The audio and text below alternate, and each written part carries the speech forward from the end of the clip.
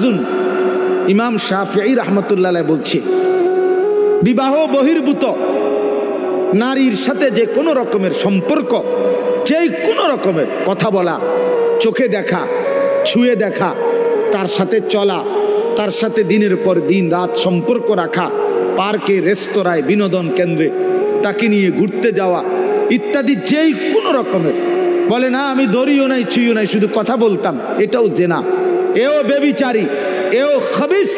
আর আল্লাহর ওয়াদা, ইমাম শাফিঈ বলছে এটা একটা করজ, জেনা একটি করজ, করজ ঋণ, তোমাকে সেই ঋণ শোধ দিতে হবে।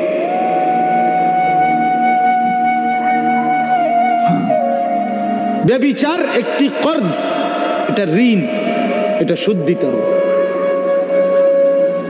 তিনি বলছে তোমাকে এটার শোধ দিতে হবে, তোমার এই চরিত্রহীনতার শোধ, তোমার এই লম্পটের শোধ, সারা রাত নারী ছবি, উলঙ্গ দৃশ্য দেখার শোধ দিতে হবে। এটা মনের একটা ছেলে হলো, যদি কেউ বুঝে থাকো তো মনে রাখো, এর শোধ দিতে হবে তুমি।